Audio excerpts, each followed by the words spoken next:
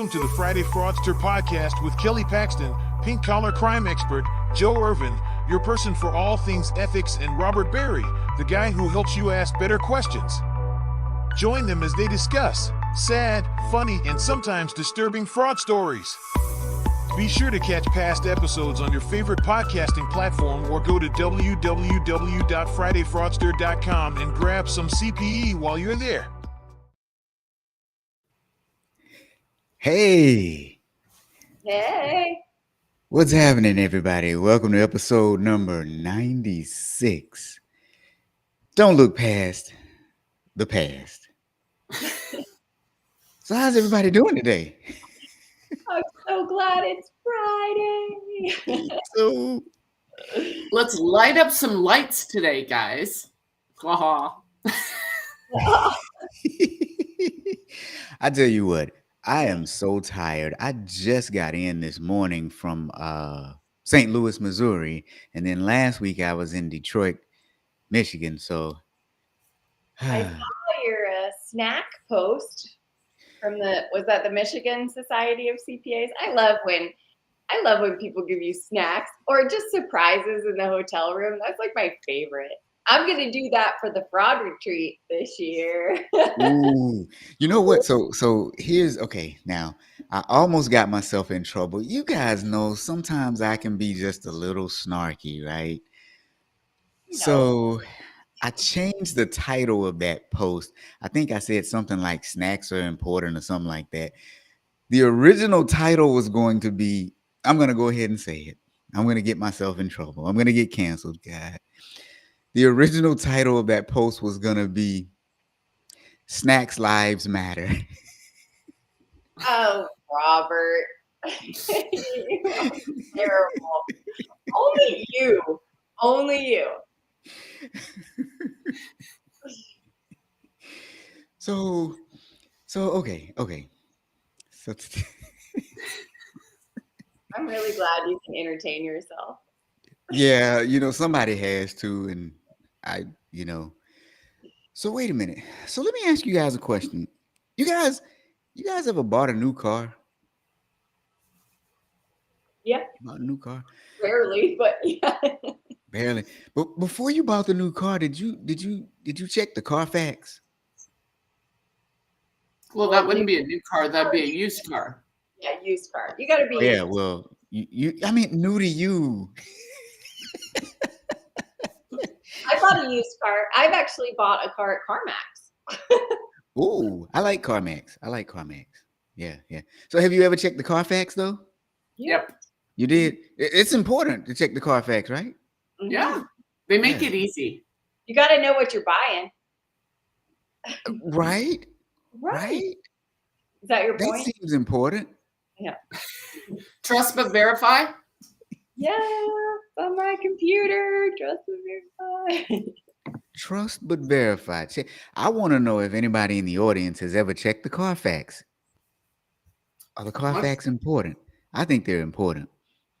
Okay, this is funny. My friend is buying a car right now, and I don't know if she's checked the Carfax.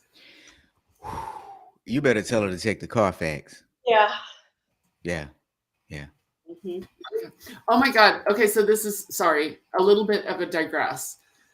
My friend, Mike Spencer, out in California, just posted a picture of a pink Tesla. I literally, if I were there, I would have pulled the car over and said, can I get in it? Except I hate Elon Musk. So yeah, it's like that would just, I don't know. It's kind of funny just because of that. Because your two truths and a lie is Kelly drives a Tesla was one of them. How about Kelly drives a pink Tesla? Ooh. The pink collar crime lady drives a pink Tesla. Auto check is the cheaper version. Interesting. I did not know that. Yeah, Auto check, huh? We learn from everyone here. We do. Now, Benita said she thought it was mandatory, and then Leslie said that they do check the Carfax. Here's what I'm wondering, though. So, do we have something similar for criminals? Do we have like a fraud fax? Something? The state of Utah actually has a very good database, but only for the state of Utah for white collar crime. Interesting. Mhm. Very interesting. I think there should be a fraud fax. I think you got to know what you're dealing with, right? Oh God, I'm gonna get that domain name. Just kidding. It would be Hmm. it would be people facts if we're doing car facts. People. That's a fair point. Yeah. Okay. That's a fair point. And oftentimes I wonder why, we talk about this a lot. Why do people steal and what goes through their mind when they do steal? And I'm guessing, at some point, they get to a point where they feel helpless and then they just feel like they're fenced in and they just have to kind of. Okay, this is interesting because I just got off a podcast with Dr. Jay Albanese, and it'll drop in a couple weeks. But Joe, you're going to like this. He has an ethics book. There is no such thing as a small ethical decision. Ooh. It's like kind of similar but different to there's no materiality in ethics. That's my favorite because every little thing matters. So yeah, agreed. Yeah. And he talks about gender on my podcast, which is interesting because, I get canceled all the time. Why do you get canceled? You and Rob. Because people are like, you're picking on women. I'm like, I'm not. Read down the page a little more. Right. It's not about gender. It's about position. Yes, it is. Oh, and I'm back on the road this week. You've trained Rob well, Kelly. I have.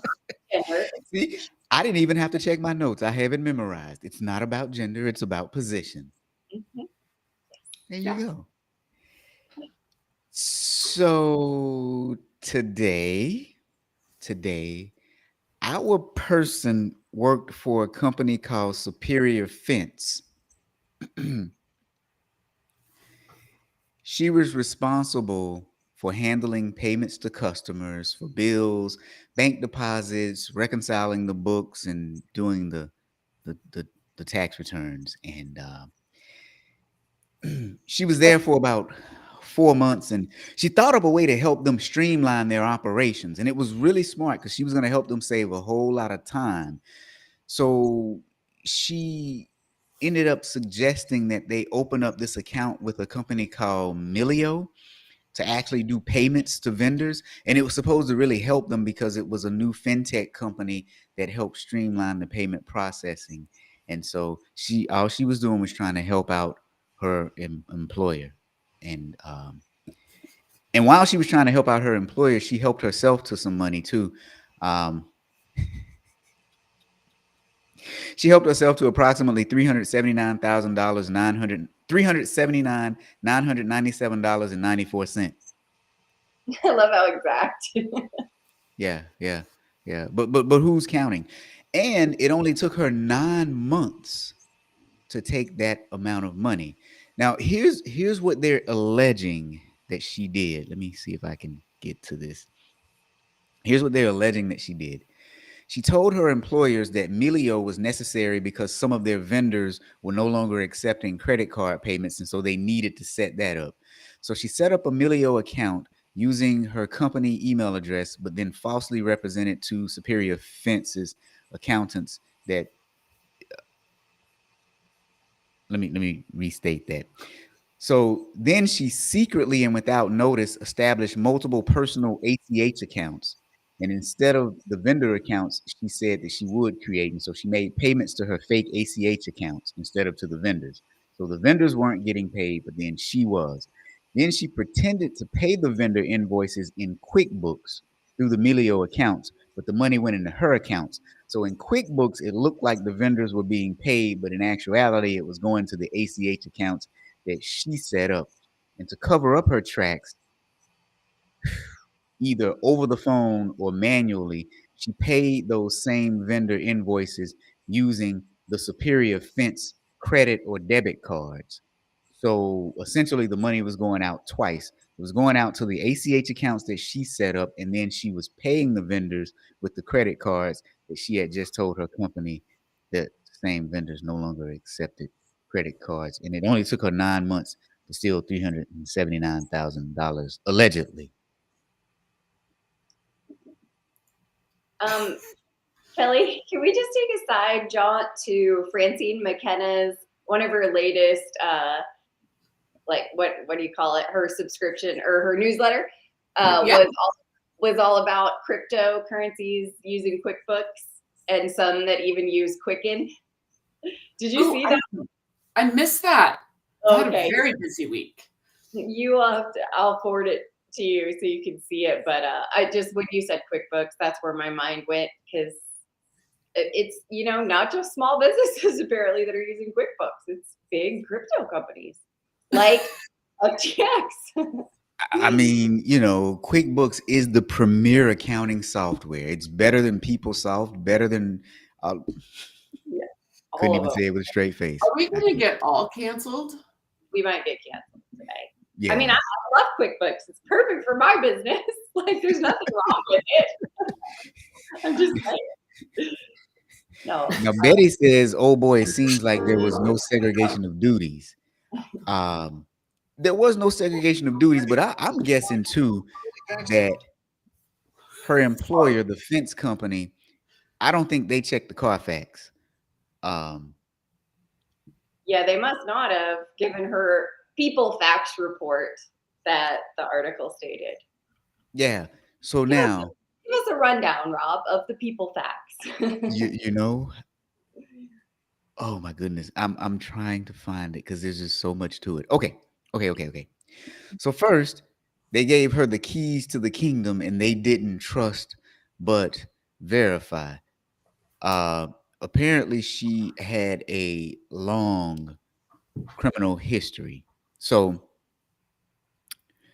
one of the first things was in 2008, she had a theft that was less than $500 and it was dismissed in court.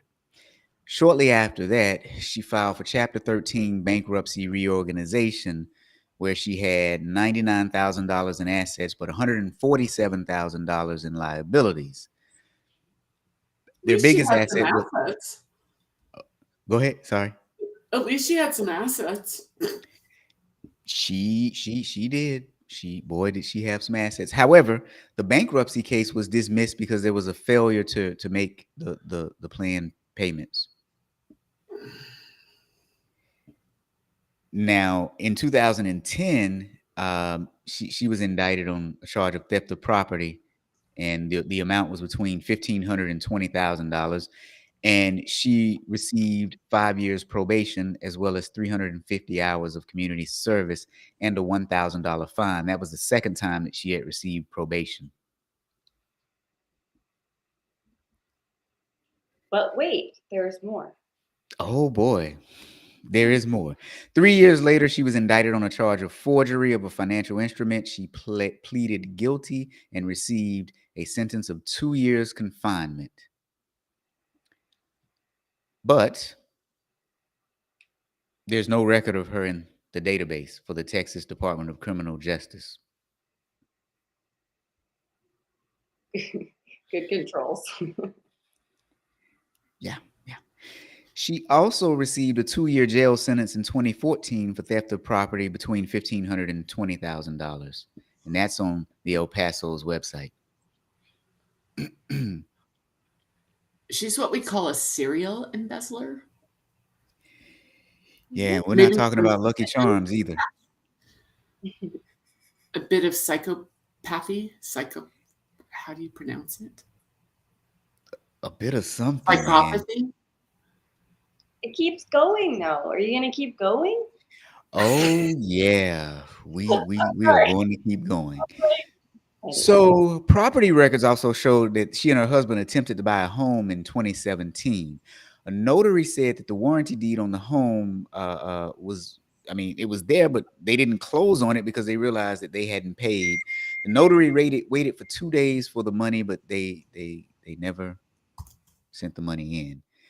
But then in 2019, a complaint was filed against her for fraudulently using someone else's ID. And then 4 days later, she was accused of check forgery, and then a grand jury indicted her the next year on both of those complaints. So the ID theft and the check forgery. So apparently she wrote checks to herself and her husband and another person, and they were based on the account of Premier Plaster and Stone.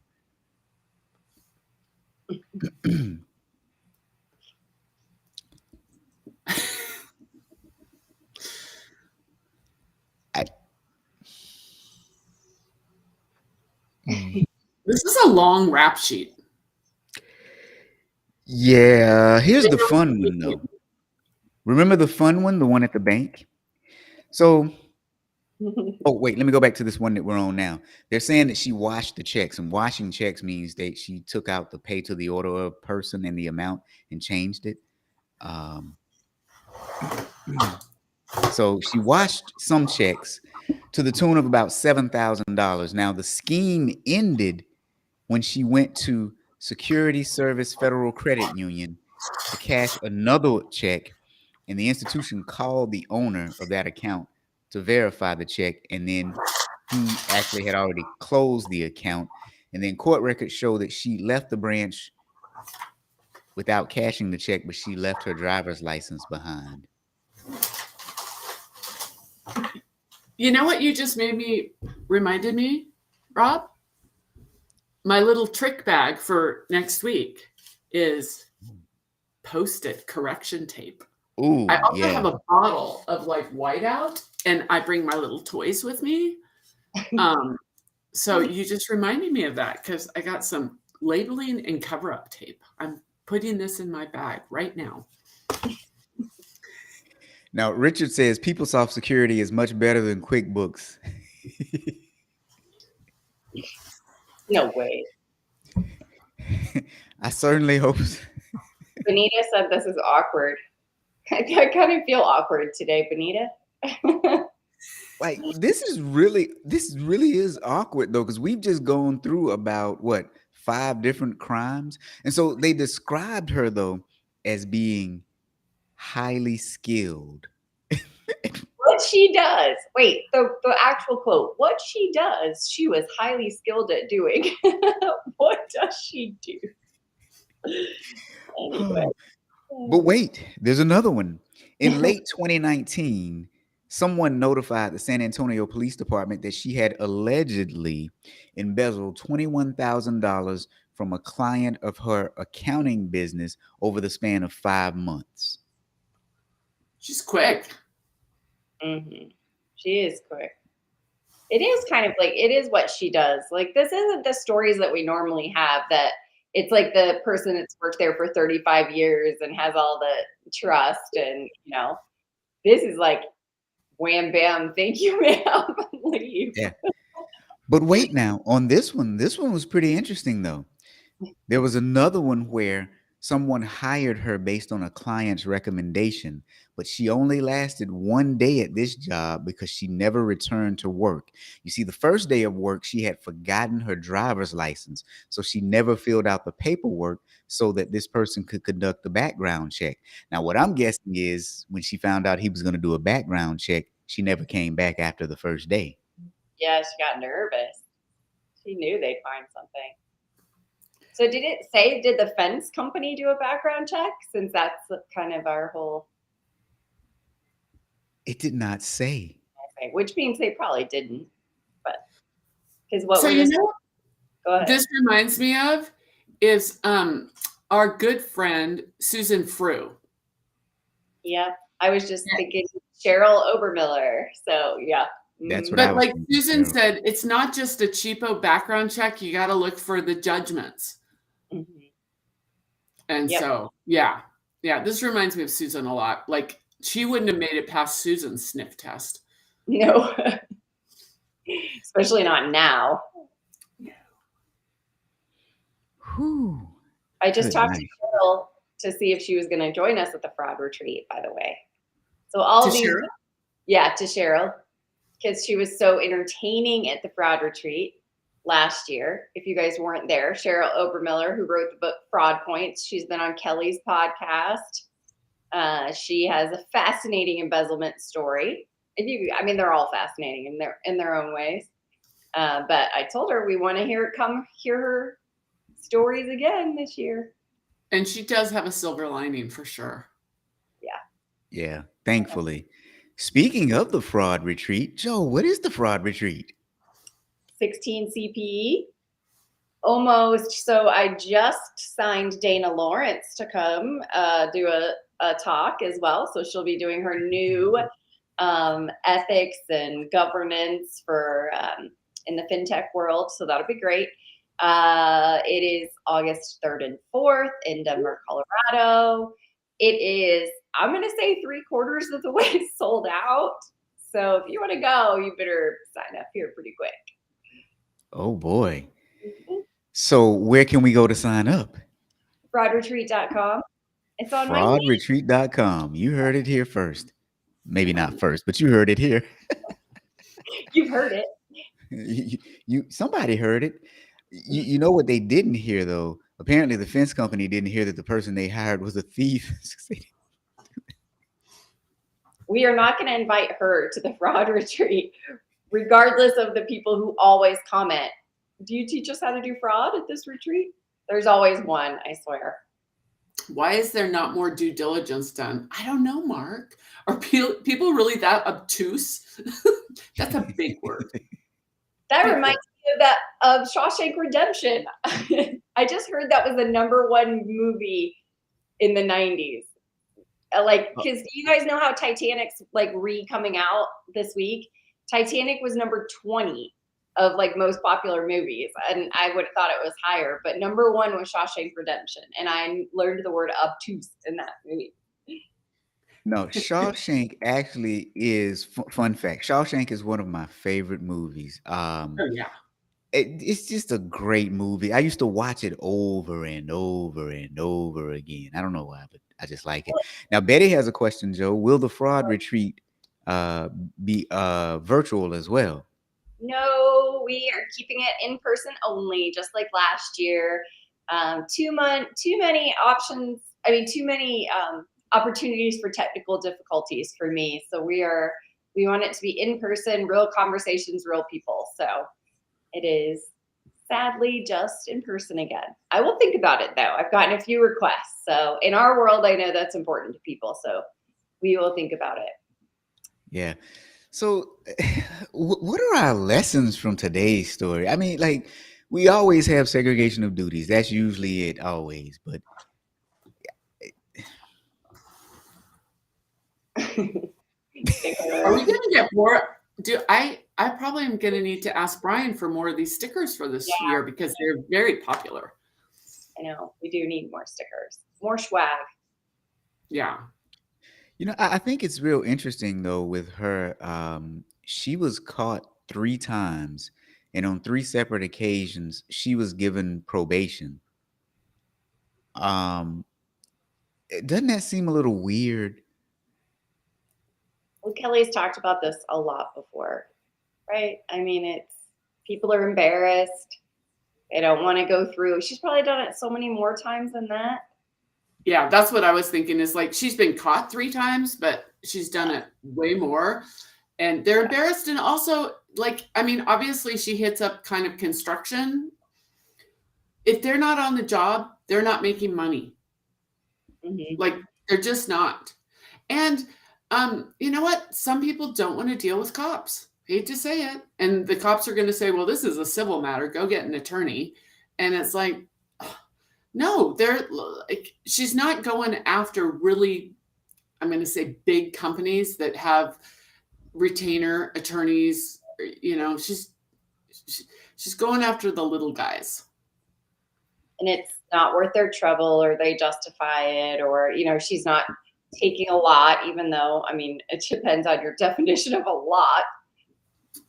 Yeah. Serial embezzler. Hashtag. Yeah. Oh, yeah. I use that. Speaking of a civil matter, Superior Fence, the subject of this story, they sued her and her husband for fraud, theft, and other claims.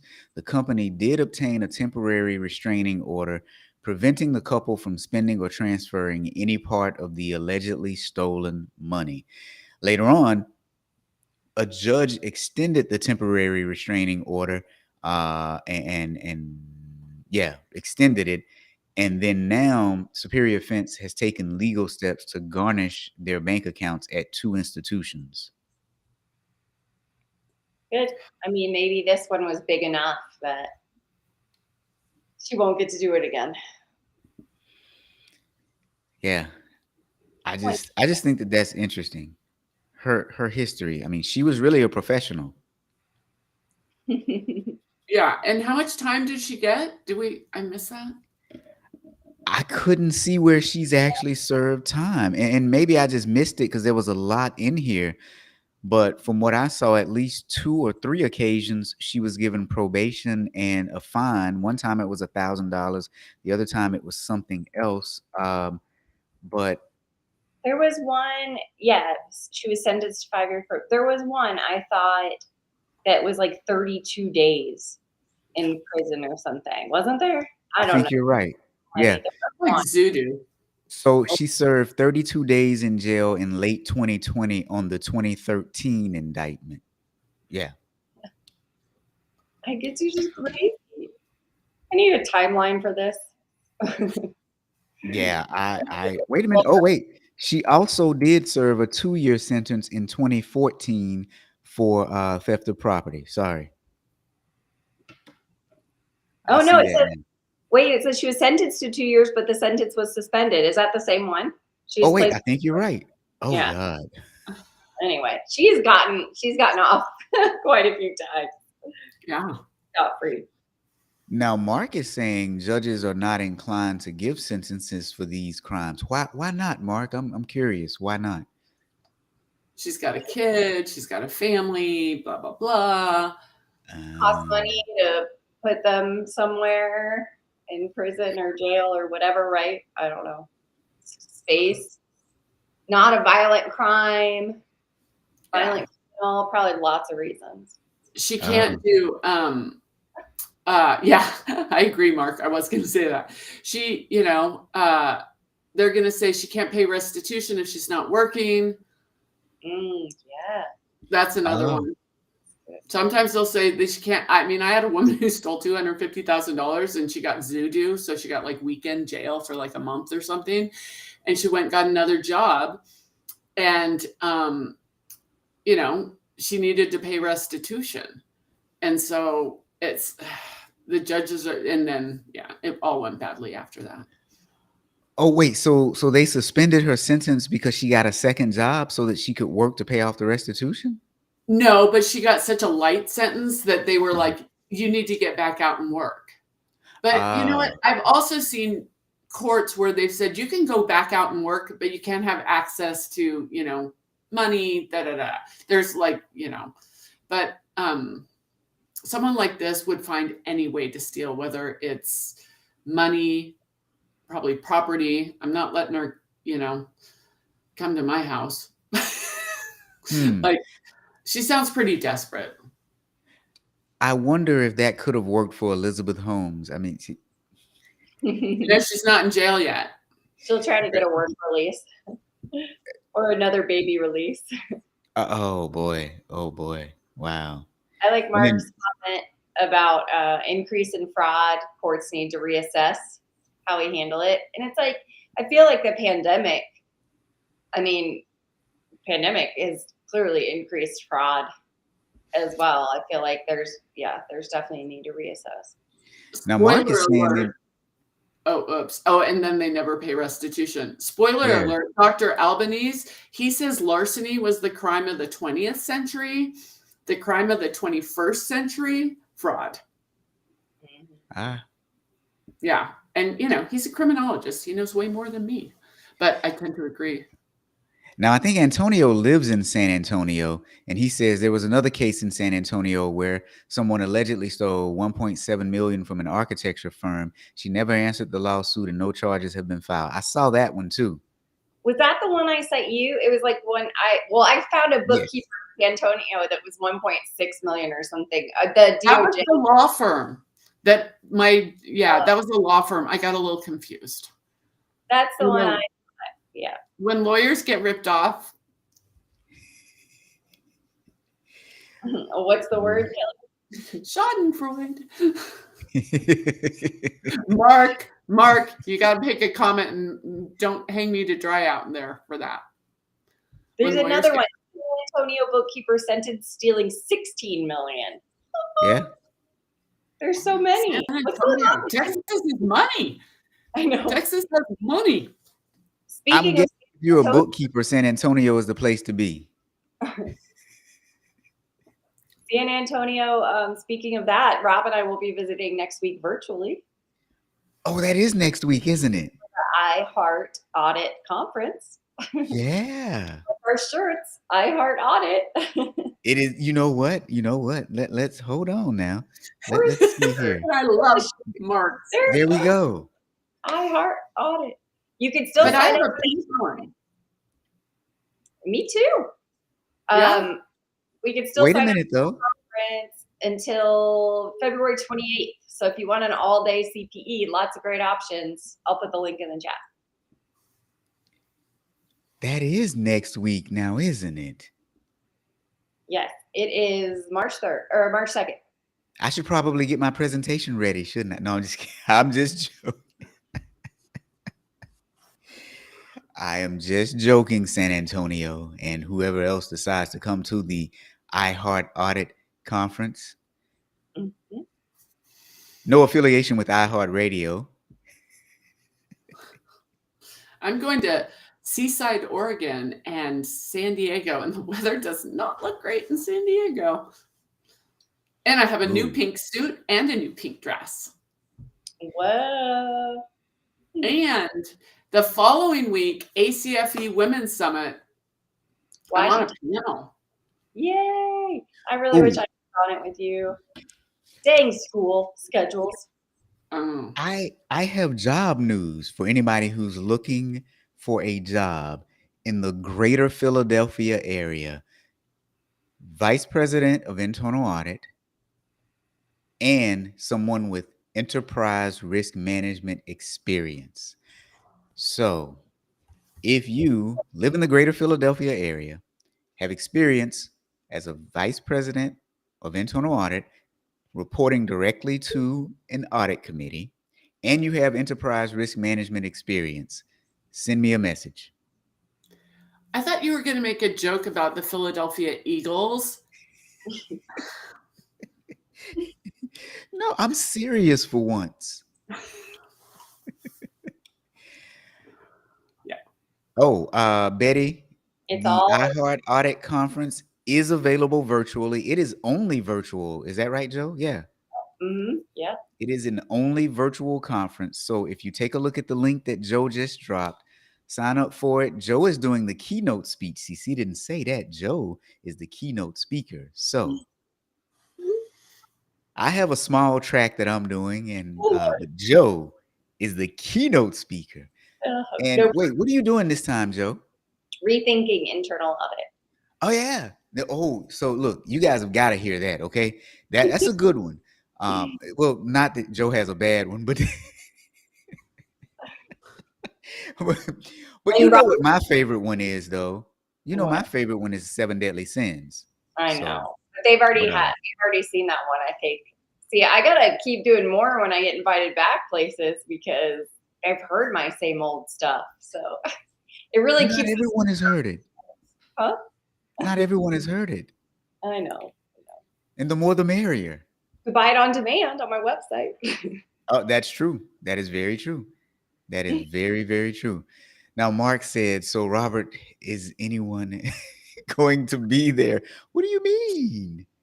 Robert's showing up in person. He just doesn't know it's virtual. Oh, Mark's giving me title ideas for. Oh, see, yes, I did that one in December. See?